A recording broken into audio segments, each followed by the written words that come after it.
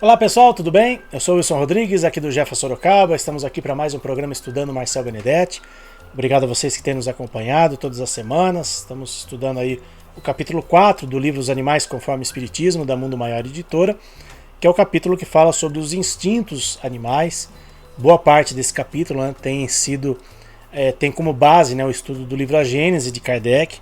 Então por isso que a gente tem lido uma questão por programa, até para a gente poder aproveitar melhor esse estudo, poder aproveitar melhor o conhecimento que o Marcel Benedetti nos deixou, porque eu já falei aqui, o livro A Gênese não é um livro para você sentar, não é como um romance, você senta, lê, não, você tem que ler com calma, se aprofundar, de preferência realmente estudar esse livro, porque ele é um livro mais complexo, é um livro que exige um pouquinho mais da nossa massa encefálica, como se diz.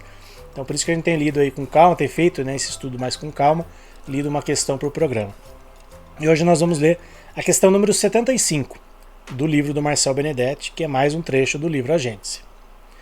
Estudando-se todas as paixões, e mesmo todos os vícios, vê-se que as raízes de umas e outros se acham no instinto de conservação, instinto que se encontra em toda a pujança nos animais, e também no ser humano, e nos seres primitivos mais próximos da animalidade, nos quais ele exclusivamente domina, sem o contrapeso do senso moral, por não ter ainda o ser nascido para a vida intelectual. Então, o item 10 do capítulo 3 do livro A Gênese, o capítulo que fala sobre o instinto e a inteligência. E aí vamos lá para os comentários do Marcel. Esse enunciado mostra que não somos realmente seres criados à parte. Este mostra que não somente passamos pelas fieiras da animalidade, como ainda mostramos em nossas personalidades muitas características instintivas que trazemos do estágio que fizemos nas categorias animais anteriores às que nos encontramos hoje. Agimos ainda movidos pelos instintos de conservação, como faz um animal que consideramos primitivos. Eu gosto muito dessa parte que fala sobre o instinto de conservação, porque isso mostra realmente, como diz o Marcel aqui, que nós todos, nós humanos, fazemos parte dessa cadeia evolutiva. Porque nós temos esse instinto de conservação.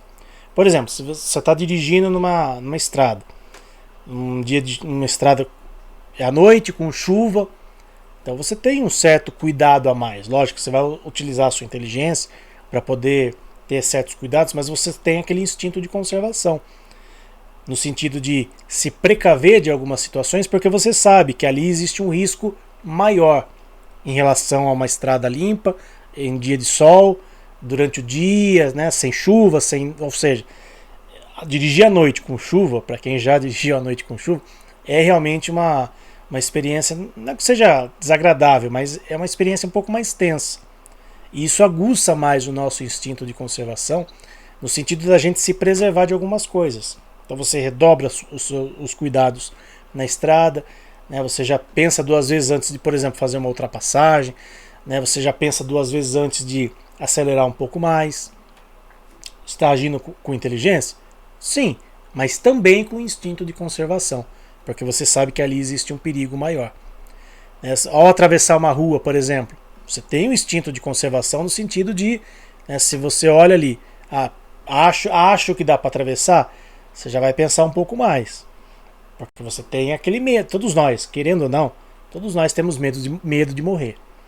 Por mais que a gente estude a respeito, por mais que a gente se diga espírita, ninguém aqui quer, amanhã eu já vou embarcar. Não é assim. Ninguém quer isso hoje.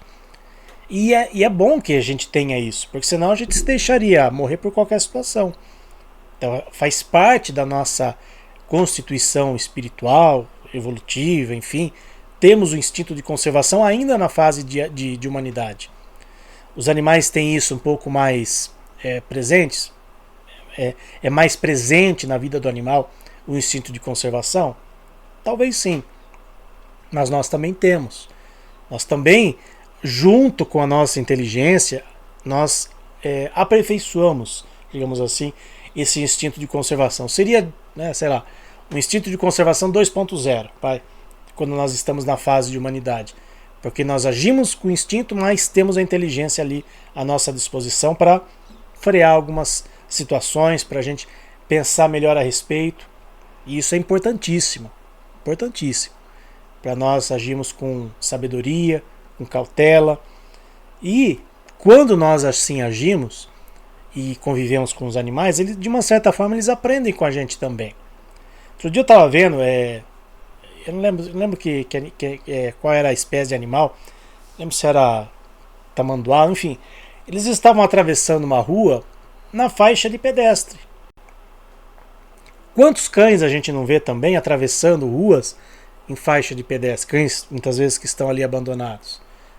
Porque muitas vezes eles percebem que o comportamento do humano mais seguro é atravessar uma faixa de pedestre, eles acabam, de uma certa forma, copiando aquilo também.